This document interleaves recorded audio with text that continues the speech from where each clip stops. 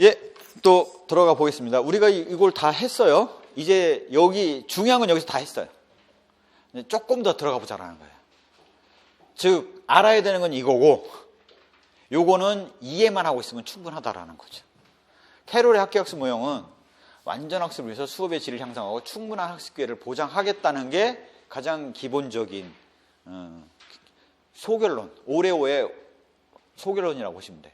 그래서 어떻게 하겠다는 건데, 그래서 학습의 정도는 학습 필요 시간이 많으면 적을수록 더 효과적인 학습이 될 거고, 학습에 사용한 시간이 많을수록 더욱더 학습 효과가 높아질 거 아니겠습니까?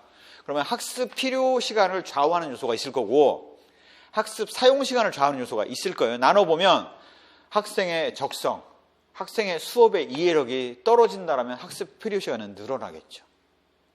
대신 수업의 질, 선생님이 수업 준비를 해온 수업의 질이 떨어져도 이해시키는데 시간이 오래 걸릴 거예요. 그래서 학습 필요 시간을 줄이려면 학생 적성이 맞아야 되고 학생의 이해력이 높아야 되고 선생님의 수업 준비를 통한 수업의 질이 높아야 될 거예요.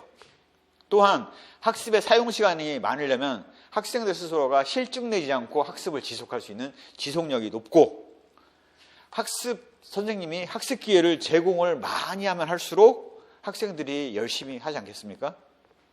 자, 그런데 잘 보면 학습 지속력, 적성, 수업 이해력은 학생 요인이에요.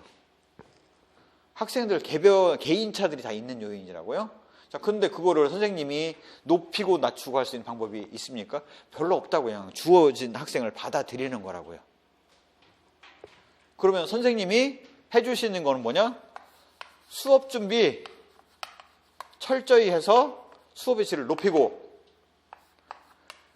학습 동기를 유발을 해서 학습 기회를 제공을 하면 선생님이 할 수 있는 건 다 한 거예요.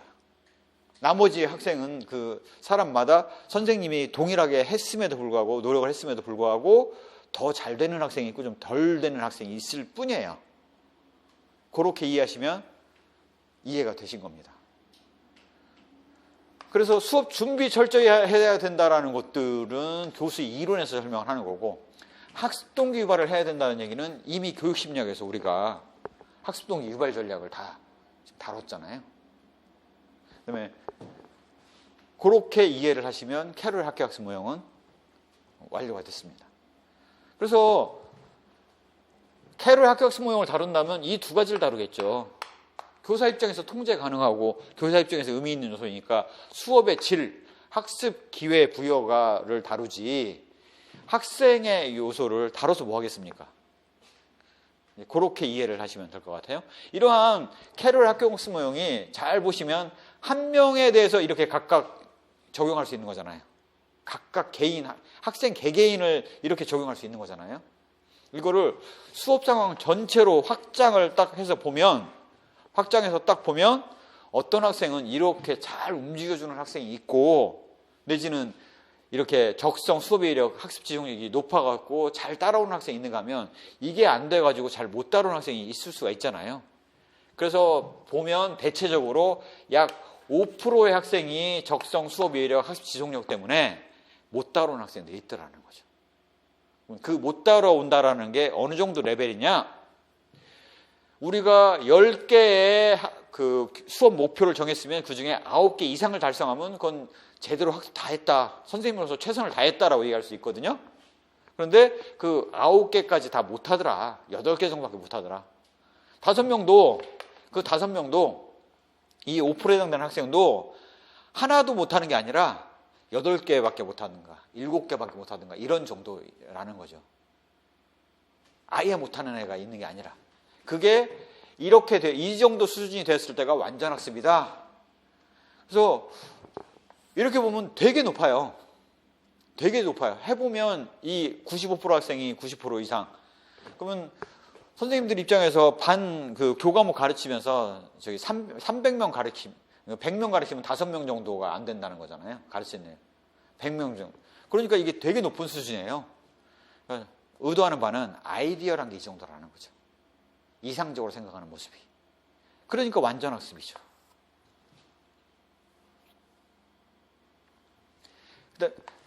그래서 나머지 여기 5명의 그 5%에 해당되는 학생이 부족한 학생들이 있잖아요. 그럼 그 학생들에 대해서도 교사로서 케어를 해줘야 될 거 아닙니까? 어떻게 케어를 해줘야 되냐면 바로 보충학습을 해야 되고, 너무 목표를 달성을 잘해갖고 시간이 남아돌아가는 애들이 있잖아요. 그런 아이들에 있어서는 심화학습을 해야 된다라는 얘기를 한 거예요. 그래서 전체 여기 그 기본적인 그 학교 그 완전학습의 블룸이 얘기하는 모형의 흐름을 보면 수업 과정을 얘기를 하고 있어요. 진단평가를 해서 학생이 교육을 제대로 못 받을 것 같다. 그러면 빼서 보충학습을 하는 거죠. 아닌 학생들은 수업 목표대로 그대로 나가요. 그러니까 이 단계를 다 외울 거냐? 외울 필요는 없어요. 중요하게 생각했던 건 뭐냐?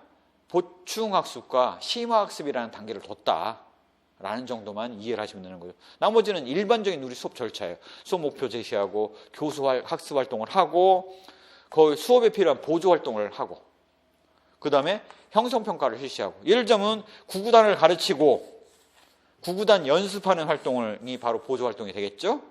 그 다음에 중간중간에 선생님이 누구 일어나봐. 2, 3은 6, 4, 5, 20 해가지고 형성평가를 실시하고, 그렇고 나서 잘하는 학생이 있고 못하는 학생이 있으면 잘 못하는 학생은 보충학습을 실시하고, 잘하는 학생은 너 9단 거꾸로 외워봐 해가지고 심화학습을 실시하고, 이거죠.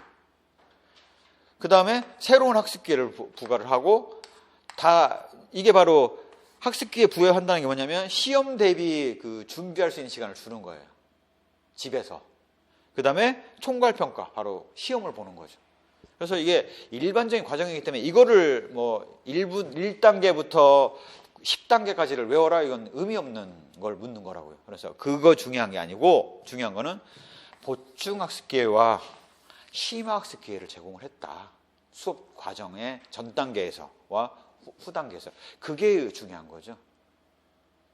목표는 95% 이상의 학생이 90%. 그래서 불완전 학습의 전형적인 모습을 3분의 1만 충분한 학습을 했다. 그러니까 10개 중에 9개 과제 이상을 했다는 거죠. 나머지 3분의 1은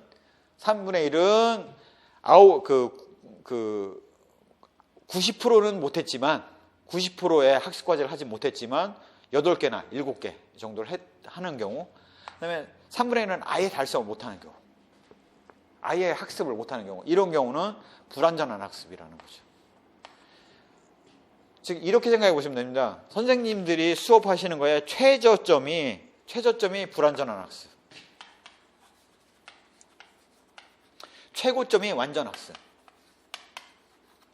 그 중간 어딘가에 있겠죠, 선생님들이. 그렇게 이해하시면 돼요. 최저점이 여기, 최고점이 여기니 그 중간 어딘가에 선생님들이 있을 거고, 선생님 입장에서는 바로 이 완전 학습을 추구해 나가야 된다는 거죠. 그렇기 때문에 여기 보충학습이 필요한 거예요. 보충학습을 안 해주면 다음 단계 나갔을 때 또 실패할 거 아니겠습니까? 보충학습을 안 하면. 그래서 그렇게 이해를 하시면 될 것 같아요.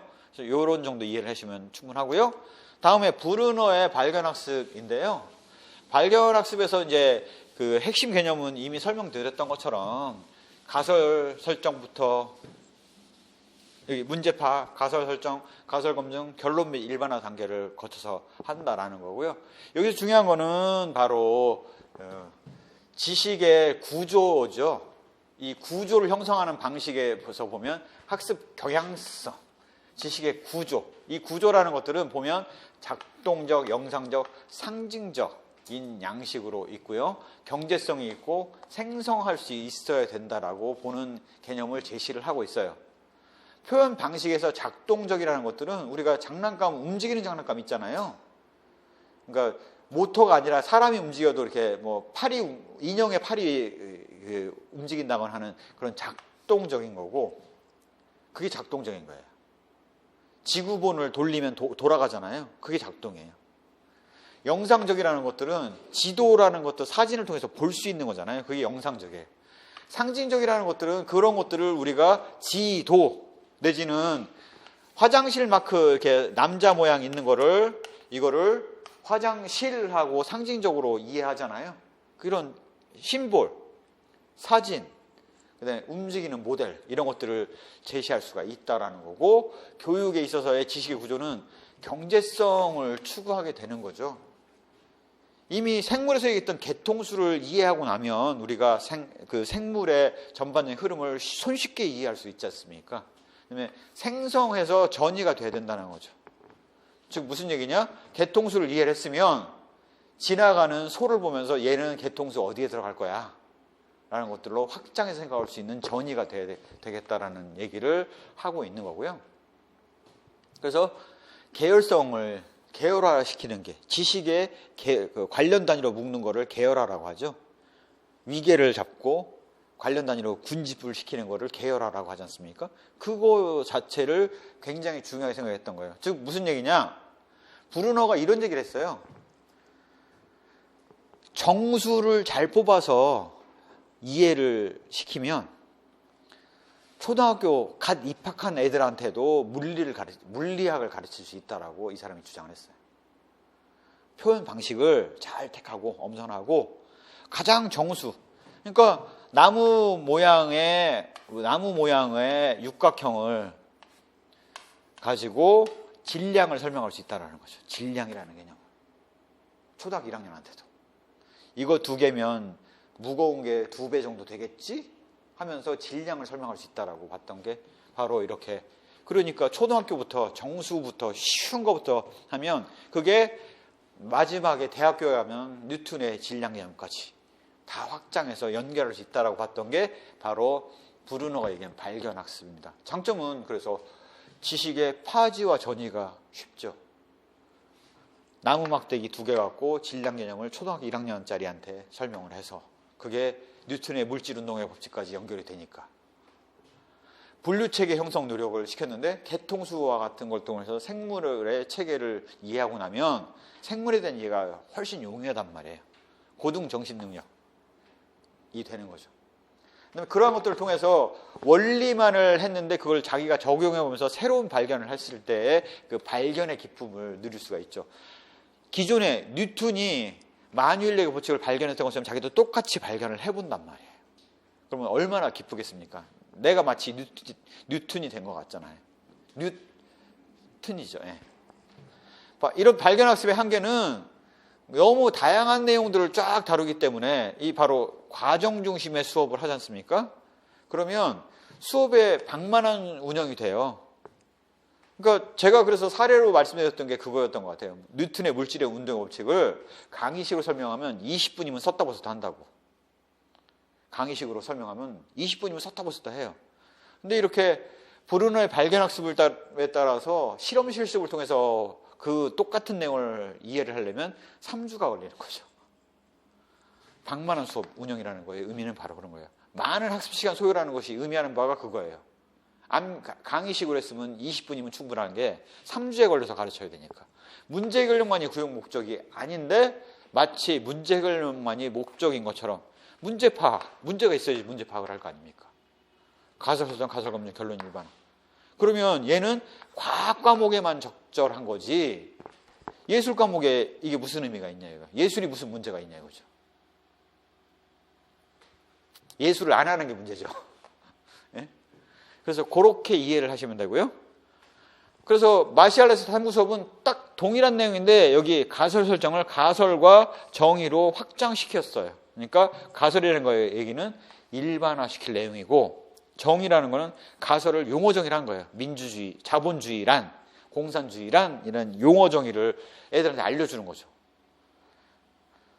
탐색을 하는 과정에서는 논리적으로 파악해보는 거예요. 이건 앞뒤가 안 맞아. 논리가 안 맞아. 이거는 틀렸어. 라는 것들을 하는 게 탐색의 과정이고 최종 남은 거 하나 그거밖에 유일한 대안으로 남지 않은 것들이 바로 검증이죠. 사실 증거 수집에 의해서. 그래서 일반화를 하는 과정을 거칩니다. 그렇게 이해를 하시면 충분하실 것 같아요. 오스벨의 유의미학습법은 조금 더 얘기가 있는데요. 가장 근간은 이미 말씀드린 것처럼 구구단 사칙연산을 가르치기 전에 애들한테 그걸 하는 거죠. 1,000원 줄 테니까 700원짜리 장난감 사고 잔돈 남겨와봐. 그걸 하게 되면 쭈뼛쭈뼛 하면서 돈 남겨놓은 걸 얼마를 남겨야 되나 한참 고민하다가 장난감 짚고 300원 잔돈 집어와서 예, 사왔어요 라고 할 거예요. 300원 맞아? 그러면 막 고민하다가 예, 맞아요 한단 말이에요. 그게 300원이 아닌지를 알기 위해서는 이런 사칙연산이 필요해. 너 엄마가 콩나물 사오라고, 콩나물은 지금 요즘 안 팔죠. 두부 사오라고 심부름 시키고 나면 마트 가서 찍고 잔돈 제대로 받았나 안 받았나 어떻게 확인할 거야? 라는 걸 통해서 사칙연산이 필요하다는 것들을 알리는 거죠. 의미 있는 지식의 구조 설명으로 학습 전이를 유도한다는 거예요. 용어가 어려운데 익숙한 내용들을 실제 학생에게 도움될 만한 내용들을 선행조직자로 제시를 함으로써 알아야겠구나 라는 학습 의욕을 북돋는 거 개념이라고요. 이렇게 오스벨의 유미학습법이 갖는 장점은 학습 노력의 경제성을 높일 수가 있어요. 얘를 여러 번을 반복해서 사칙연산을 가르치는 것보다 이게 너한테 도움된다는 사실을 설명을 느낄 수 있도록 해주는 게 훨씬 더 학습을 잘할 수 있는 경제성이 높다고요. 안정된 바지와 높은 학습 전이를 유도할 수 있죠. 제가 오스벨의 유미학습법을 쓰고 있는 것 중에 하나가 그런 거예요. 수업 방법을 설명하면서 제가 이거는 선생님이 수업을 하는 장면을 머릿속에 연상을 하시고 그를 글로 풀어서 말로 한번 설명해 보세요. 그러면 지금 다 알고 있기 때문에 그 내용들을 논술로 설명하는데 전혀 지장이 없습니다. 오스벨의 유미학습법이죠. 이미 알고 있는 사실, 관심 있을 내용을 가지고 내용을 설명하게 함으로 인해서 쉽게 받아들이도록 하는 거죠. 무비판적인. 그런데 이제 오스벨의 유미학습법이 갖고 있는 이제 가장 큰 문제점 중에 하나는 그래 구구단을 알아야겠네 내지는 사칙연산을 알아야겠네 라고 무비판적으로 학습해요. 그걸 왜 알아야 되지? 라는 고민을 해야 되는데 그 고민을 않는 거죠. 그래 뭐 선생님이 얘기하는데 나 장난감 사는데 잔돈 남겨오려면 필요하다니까 하고 선생님이 한 얘기를 그대로 따라서 학습할 수 있는 가능성이 있죠. 소크라테스식 그래서 문답법으로 보완이 필요하다는 얘기예요. 무슨 얘기냐면 자 오스벨의 유미학습법을 하고 나서 선생님이 묻는 거죠. 그래 가서 장난감 사오보니까 어때? 그게 사칙연산을 알면 이런 것들이 다 도움이 되겠지? 라고 한번 생각해 볼 기회를 주게 하는 게 바로 소크라테스식 문답법의 것들입니다. 그래서 독립변이 뭐냐면 유의미한 학습 과제를 제시를 하는 거예요. 이거를 선행조직자로 제시를 하라는 거죠. 그러면 중간에 인지 과정을 거쳐갖고 학생이 이거 나한테 의미 있는 일이야 하면서 유의미한 학습 태세가 형성이 되고 이렇게 통해서 학습을 잘할 수 있다라는 거죠. 그래서 유의미한 학습 과제라는 게 뭐냐? 어떤 속성을 갖고 있으면 학습 과제냐? 장난감이라고 그 사례를 들면 되잖아요. 장난감. 그러면 실사성, 구속성 있는 거죠. 학생이 만질 수 있는 과제를 생각하는 거라고요. 장난감. 자동차 장난감. 논리적으로 유의미한 과제. 예, 되죠. 사와 봐. 사오고 나서 잔돈 남겨와야지.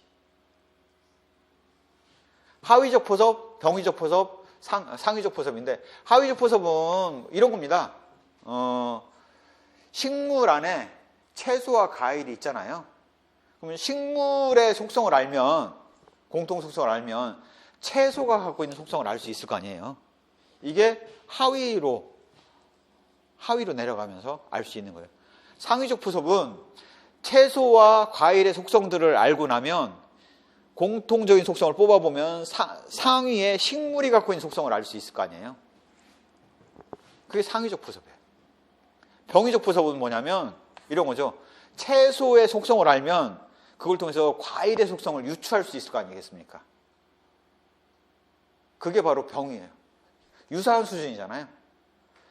채소나 과일보다 상위가 식물이고,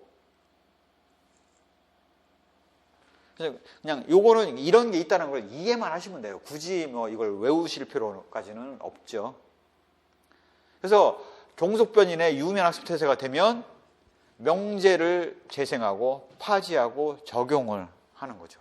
사칙연산을 익히고 적용해서 계산을 할 수 있고 그걸 통해서 잔돈도 남겨올 수 있고. 그래서 사칙연산이 앞으로 내가 심부름을 할 때, 장난감을 살 때 써먹어야 되는 기술이구나 라는 것들을 알게 되는 거죠. 그래서 유의미하다, 사칙연산이. 그 전에 선행주자 제시 안 한 상태에서 사칙연산을 가르치면 선생님이 하라니까 하는데 도대체 이걸 어디다 써먹어야 되는지 모르겠고 내가 왜 배워야 되는지 모르겠고 하다가 이거 너 장난감 사고 잔돈 남기려면 필요해. 인형 3개 사고 300원짜리 인형 3개 사고 1,000원 주고 잔돈 남기려면 얼마 남겨와야 될까? 그러면 곱셈하고 뺄셈이 다 필요하잖아요. 그런 식으로. 이렇게 유의미한 학습 원리로서 제시하고 있는 게 바로 선, 점, 통, 요, 내, 학이에요. 왜 이 용어를 강조를 하냐면 오스벨의 유의미학습법이 나름 강의법을 쓸 때 꽤 유용한 방법인데 아직까지 안 나왔단 말이에요. 시험에. 안 나왔어요. 교사 수업에서 이걸 다룬 게 안 나왔어요. 그래서 혹시 브루너의 발견학습 탐구서는 나올 얘기가 별로 없잖아요.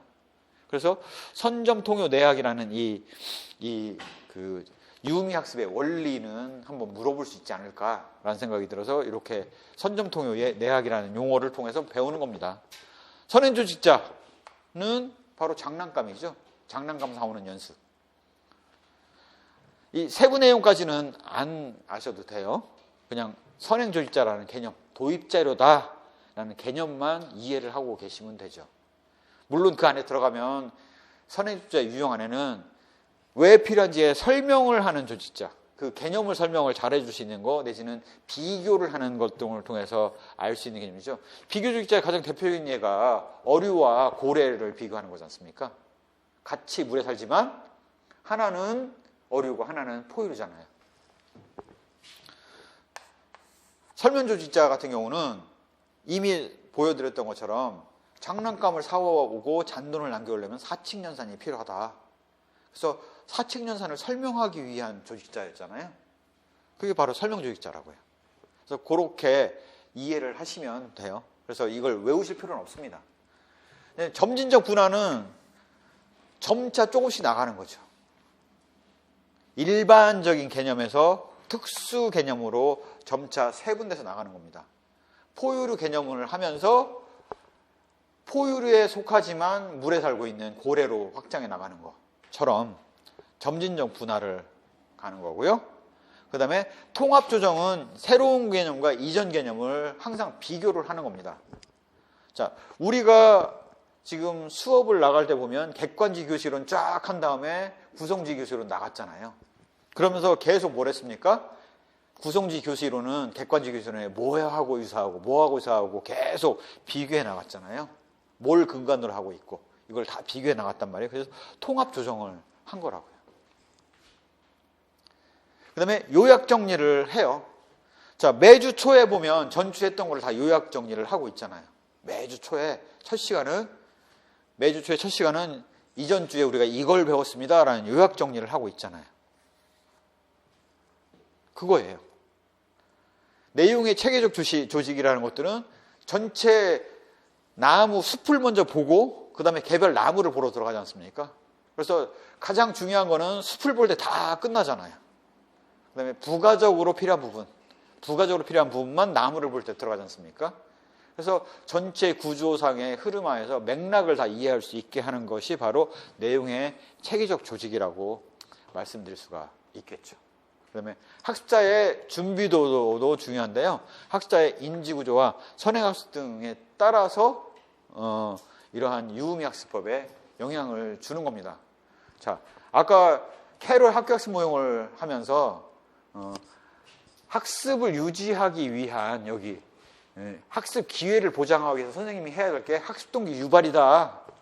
이거는 이미 교육심리학에서 배웠다라고 얘기를 해서 선행 학습하고 연결을 지으니까 학습 기회를 부여한다는 게 무슨 의미인지를 더 명확하게 이해가 되시잖아요.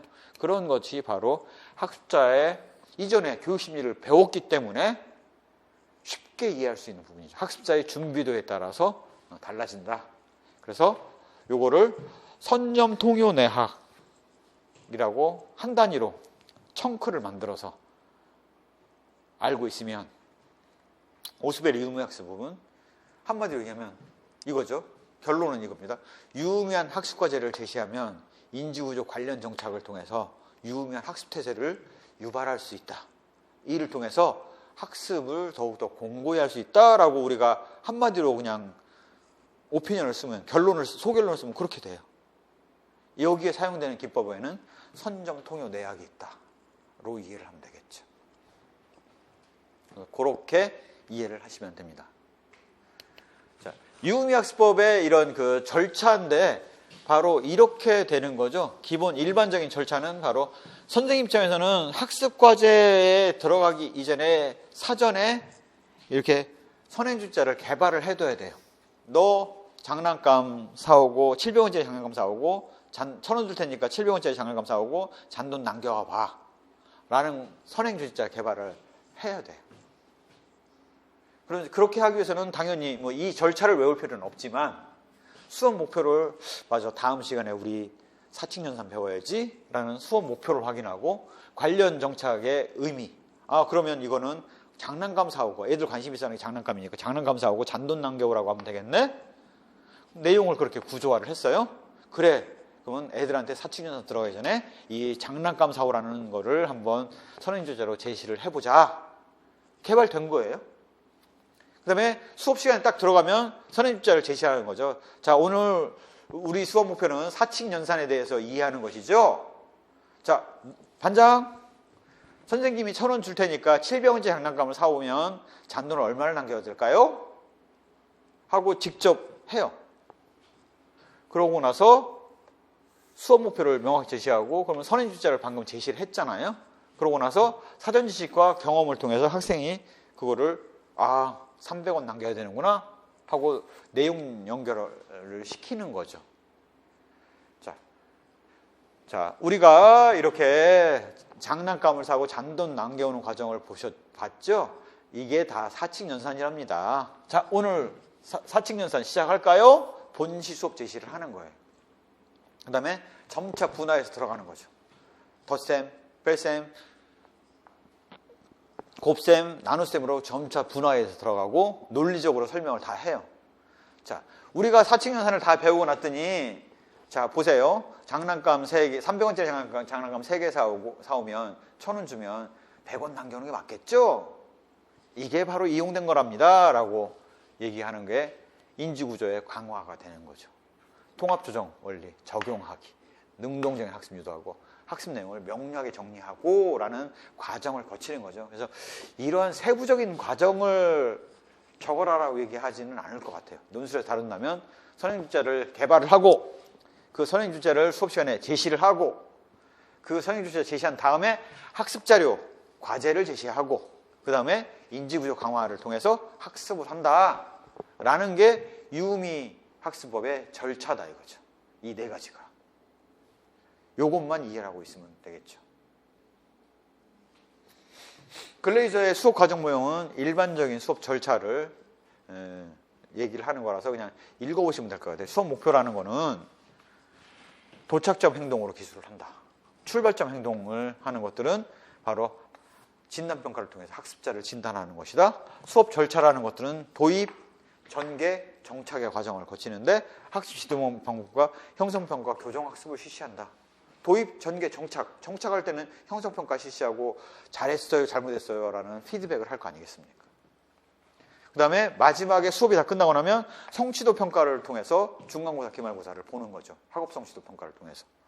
학습 성과를 평가하고 성적표에 담아가지고 피드백을 하죠. 부모님한테 갖다 드려라. 피드백을 합니다. 그거 정도만 이해를 하시면 그걸로 충분해요. 그러다 보니까 혹시 이 글레이저라는 요거를 물어볼까 봐. 요 내용을 물어볼까라기보다는 이게 누구의 수업 과정 모형이냐라는 요 원래는 이제 과거와 달리 그 암기형 단순 그 단답식 시험이 지금 논술에 나오기 때문에 혹시 이걸 물어볼까 봐 지금 이거를 설명을 하는 겁니다. 이제 간의 목표를 교수 이론인데요. 제가 그 언지인대 운동하냐를 적지 말라고 했던 이유가 여기 이렇게 적혀 있어서 그래요. 간에는 5가지 영역에 있어서 9가지 수업 사태에 따라서 수업의 조건들이 달라져야 된다라고 얘기를 하고 있어요. 그 영역 5가지는 바로 언어, 지적 정보, 인지 전략인데 이게 딱 인지의 지입니다. 정의는 덕으로 우리가 덕은 정의로 다 번역된다고 했죠.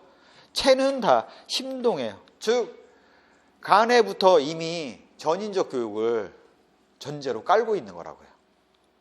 지덕체 전인 교육을 깔고 있는 거고, 특히 인지적 영역에서는 언어, 지적, 인지 전략이라는 부분들을 강조하고 있는 거죠.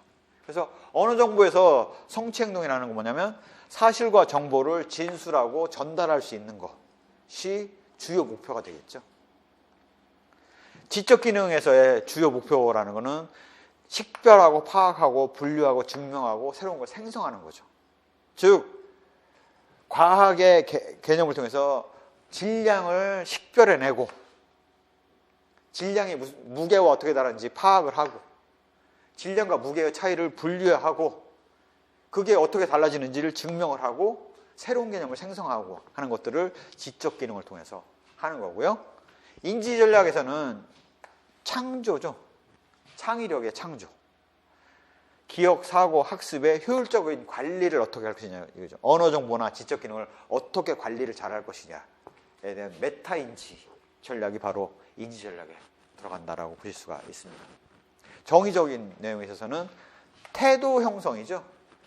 나는 영어가 좋아. 왜? 영어 선생님이 새로 부임했는데 너무 잘생겼어. 이게 바로 정의적인 태도 형성이지 않습니까?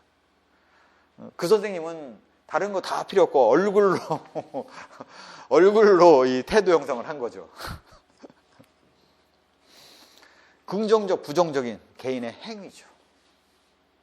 심동적이라는 것들은 운동기능, 실행, 신체적 계열, 행위 시범인데요. 주로 체육교과에서 주로 다루고 있어요. 그렇게 이해를 하시면 될 것 같아요. 이 정도만 이해하시면 이 5가지 영역은 그걸로 충분해요. 여기에서 학습 외적 조건, 내적 조건은 학생이 이렇게 있는데 학생에서 외부에서 부여되는 조건들이고 그 조건에 따라서 학생은 리액션을 할 거 아닙니까? 액션에 대해서 리액션이 있을 거 아니에요. 상호작용을 하려면. 학생이 반응이 있고 그래서 외적 조건은 학생에게 부여되는 외부에서 부여되는 주로 교사가 부여하는 이죠. 학생이 주로 상호작용하는 대상은 교사하지 않습니까? 교사가 부여하는 조건 강화, 접근, 반복이죠.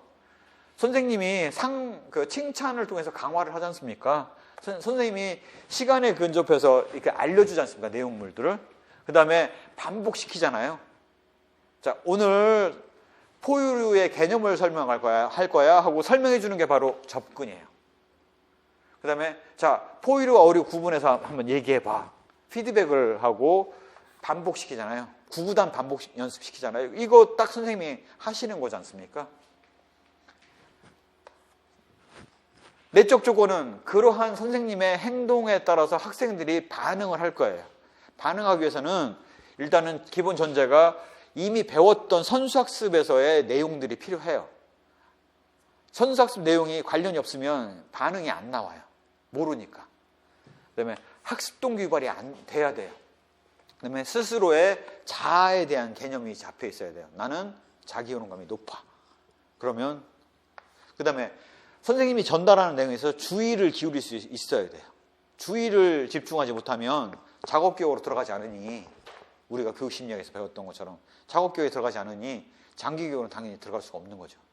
주의를 기울여야 감각교육에서 작업교육으로 들어가고 작업교육에 들어가야지 부호화를 통해서 장기교육으로 들어갈 거 아니겠습니까? 그래서 바로 그 주의예요. 그래서 인지과정. 요 9가지를 이렇게 비교해서 보게 되고요. 그래서 지적 기능에 있어서의 과거에 이게 객관식일 때는 8가지 학습의 위계 해가지고 이거 되게 중요하게 다뤄졌었어요. 지금은 그렇게까지 중요하지 않아요. 논술에서 다룰 게 이거 다뤄야지 이걸 다루고 있을 이유가 없는 거죠. 신호학습, 자극반응학습, 연쇄학습, 언어연상학습, 변별학습, 개념학습, 원리학습, 문제학습이라는 8가지 학습의 위기에 따라서 학습이 이루어진다는 얘기예요. 그냥 뻔한 얘기죠. 신호학습은 제시를 했으니 그걸 받아들인다라는 게 신호학습. 자극반응이라는 거는 강화와 벌이라는 걸 주면 거기에서 반응이 오잖아요. 자극반응의 학습. 연쇄학습이라는 거는 포유류 배우면 포유류 안에 들어가 있는 호랑이, 고양이, 개 다 이어서 알잖아요. 언어연상학습이라는 것들은 우리가 호랑이, 고양이 하면 고양이, 개, 사람 하면 아 포유류 하고 연상이 되잖아요. 딱 그거 얘기하는 거예요. 변별학습은 고래와 어류를 구분하잖아요. 구분해내는 거. 그게 변별이에요. 개념학습은 이런 것들을 통해서 포유류와 어류라는 개념을 파악을 하잖아요. 그게 개념학습이에요. 원리학습은 F는 ma. 뉴턴의 물질운동의 법칙 우리가 과학 시간에 배우잖아요. 이게 원리학습이에요. 문제해결학습은 사칙연산 문제 내고 그거 풀어보잖아요. 문제 해결하는 거라고요. 그래서 아주 심플한 거라서 이거는 그냥 일반적인 그냥 학습 과정이지 뭐 용어 암기하기 위해서 나온다면 모르겠지만 그런 게 아니고서라면 이거는 그렇게까지 과거에는 중요했지만 그렇게까지 중요하지 않은 거죠. 어느 영역을 다뤄야 되느냐가 교육적인 의미가 더 있죠. 왜? 이게 다 목표로 다 나오게 되니까 교육 목표로. 그거에 따라서 교사와 학생의 반응인데 객관주의 교실은 교사 중심이라고 말씀을 드렸죠. 교사가 어떻게 하느냐에 따라서 학생들이 반응이 나타나요. 그래서 저는 2가지 중에 굳이 외워야 된다라면 바로 학습의 외적 조건을 외워야 된다고 생각을 해요. 주목선, 자안성피, 평파. 주목선, 자안성피, 평파로 외우면 되겠죠. 주의 집중을 시킵니다. 자, 오늘 수업 시작할까요? 인사. 학생들이 딱 선생님을 보면서 인사를 하죠. 주의 집중을 합니다. 학생들이. 그렇게 반응을 해요. 오늘 수업 목표는 포유류와 어류를 구분하는 거예요. 하고 목표 제시를 해요. 그러면 오늘 학생들 입장에서는 오늘 포유류하고 어류 구분하는 거 배우겠구나 라고 기대를 하게 되죠. 오늘 뭐 공부하겠구나 기대를 해요. 우리가 이전 시간에는 포유류의 세부적인 유형으로서 개와 고양이를 배웠었죠. 선수학습을 상기를 하는 거예요. 그러면 학생들이 기존에 머릿속에서 저번 시간에 우리가 고양이하고 개 구분하는 거 배웠지. 창기기억 재생을 하죠. 재생을 한단 말이에요. 자, 몇 페이지 오늘 포유류와 어류에 대해서 나와 있는 교재 몇 페이지를 볼까요? 자극자료 제시를 했어요. 그러면 학생들이 선택적 지각을 해요. 보는데 그 해당 페이지를 보잖아요. 교과서 전체를 보고 있는 게 아니라 그 해당 페이지를 선택해서 보지 않습니까? 그래서 선택적 지각이에요. 자, 오늘 우리 책 내용 읽으면서 포유류와 어류 구분해 보고요. 나중에 그 예외 사례 한번 볼까요? 하고 학습 안내를 하면 학생들이 맞아. 이제 의미론 부호화를 해서 이제 머릿속에 기억을 하는 거죠. 포유류와 어류를 배워야 되는구나. 포유류는 무슨 개념이지? 그래서 선생님이 내용을 다 포유류는 뭐 젖을 먹여서 새끼를 키우고 말하자면 새끼를 직접 낳고 알을 낳아서 하는 게 아니고 이런 것들을 내용들을 다 가르치는 게 학습 안내죠. 자, 포유류의 특징 다 한번 반복해서 외우세요 하면 성취해동 유도하면 애들이 반복해서 연습할 거 아니겠습니까? 그러면 머릿속으로 외우고 맞아 그거야 하고 느끼고 할 거 아니에요. 재생과 반응이죠. 그래서 선생님이 이제 그러다가 이제 물어보죠. 자, 포유류와 어류 한번 비교해서 설명해 볼까? 하고 나면 잘했어요 하고 칭찬하지 않습니까? 피드백을 제공을 해요. 잘했어요. 거기다 빠진 게 뭐가 있었네? 그거는 이거죠. 인식시키는 거. 그러면 피드백을 통해서 강화를 하죠. 칭찬받았으니까 강화가 될 거 아니겠습니까? 자, 이게 수업을 통해서 완료가 됐어요. 그러고 나면 성취행동 평가를 하는 거죠. 자, 오늘 우리 수업했던 내용에 대해서 형성평가를 해볼까요? 오늘 주로 배웠던 개념 한번 얘기해 볼까요? 하면 학생들이 반장 오늘 배웠던 개념 한번 얘기해 봐요. 그러면 포유류와 어류의 구분을 배웠고요. 포유류는 무슨 개념이고 어류는 무슨 개념이에요? 잘했어요. 성취행동 평가하는 거고, 학생은 머릿속에서 포유류는 그 개념이지, 어류는 그런 개념이지 하고 외우는 거죠. 암시. 그 다음에 자, 우리가 인간도 포유류죠. 포유류인 인간도 동물의 행동에 해당되는 내용들을 많이 하고 있답니다. 라고 해서 전이 족진하고 파지하는 거죠. 그러면 학생들은 일반화를 하는 거죠. 아, 인간의 행동의 상당 부분이 포유류의 행동하고 유사한 면이 많구나. 이게 딱 9가지 수업 사태예요. 그래서 9개를, 2개를 다, 2세트를 다 외울 거냐? 그거는 시간 낭비가 돼요. 외우려면 잘 외우지도 않고. 그래서 주목선, 자연성비, 평파라는 것들을 외우고 머릿속에서 선생님의 학교 생활에서의 경험을 기억을 하시는 거죠. 선생님이 주의를 집중시켰을 때 나는 따라서 봤지. 주의 집중. 선생님이 수업 목표 제시했을 때 나는 기대를 했지. 하고 연상을 해서 이해만 해두시면 나머지는 굳이 나온다면 충분히 쓰면 된다는 거죠. 그래서 학교 생활에서의 경험을 연상을 해서 이해를 하시면 주목선, 자연성비, 평파라는 이 9가지 외적인 수업 사태만 외우면 나머지는 얼추 다 쓸 수 있거든요. 그러면 이거 외우는데 고생할 필요가 없죠. 주목선, 자연성비, 평파만 외웁시다. 이겁니다. 또 특히 주목선, 자연성비, 평파를 외우자라고 하는 이유가 뭐냐면 지금 10분 구성 문제에 과거 냈던 걸 보면 수업을 구성하라는 문제를 내기도 해요. 나오기도 했어요. 심층 면접에서. 그러면 수업 구성할 때 뭘로 할 거냐? 그러면 딱 그렇게 할 수밖에 없는 거죠. 맞아. 주의 집중시키는 건 내가 뭘 해야 되고, 목표 제시는 어떻게 해야 되고, 선행학습 단계는 어떻게 해야 되고, 자료 안내는 어떻게 해야 되고, 자료 제시는 어떻게 하고, 안내는 어떻게 하고, 성취행동 유도는 어떻게 하고, 피드백은 어떻게 하고, 이거 이 9개 단계 따라서 수업을 구성할 수밖에 없잖아요. 구성을 하려면 9개 항목은 알아야 되니까. 그래서 이걸 외우자는 겁니다. 간의 목표를 교수 이론도 필요하지만 심층 면접에서 수업 구성 10분 줄 테니까 해보세요 하면 이거 따라서 하면 빠르게 쉽게 할 수 있잖아요. 그래서 이 9가지를 외우자라는 얘기를 하는 겁니다. 그렇게 이해를 하시면 되고요. 잠시 쉬었다가 켈러의 악스 이론부터 또 나가보도록 하겠습니다.